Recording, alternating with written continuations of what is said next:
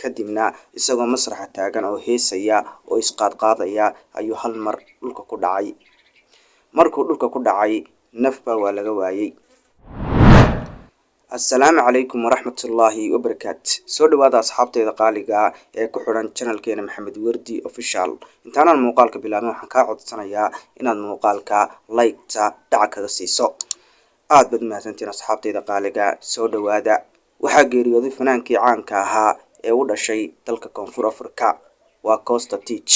Fanaankan ayaa lahaa taageerayaal badan oo adduunka daafiisa ku lahaa, balse fanaankan ayaa ka qayb galay bandhig faneed.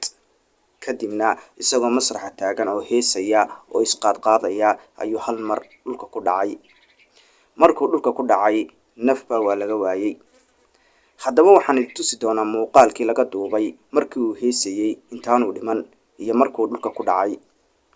Haddaba fanaankan ayaa ku dhintay khaatumo xumo. Waxa uu ku dhintay isagoo heesaya. Subxaanallah. Haddaba fanaankan ayaa lahaa taageerayaal badan. Waxa uuna u dhashay fanaankanu Koonfur Afrika. Fanaankan ayaa dhashay 1995kii.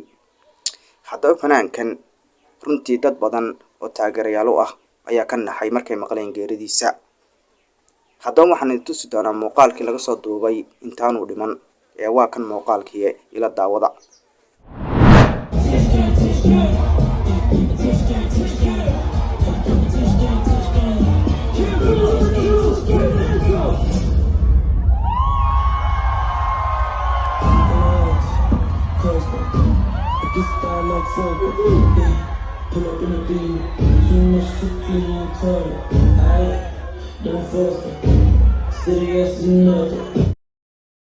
Waad arkayseen fanaankii oo heesaya inuu hal mar dhulka ku dhacay. Siduu u heesayay oo taageerayaashiisu shacabka ay ugu qaraacayeen ayuu hal mar dhulka ku dhacay. Subxaanallah. Ilaahay waxaynu ka baryaynaa inuu Ilaahay dhammaanteen khaatimada inoo hagaajiyo, inuu Ilaahay subxaanahu wa tacaala dhammaanteen inoo naxariisto, kuwii dhintana Ilaahay u naxariisto, inaguna markaynu dhimanno Ilaahay inoo naxariisto. Nimcada weyn ee Ilaahay ina siiyey waa islaamnimo. nimcada ku xigtana waa caafimaadka.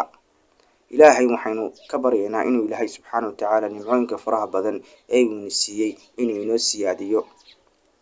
Asxaabteeda qaaliga, waa aniga oo ah Maxamed Wardi Cali oo idin leh.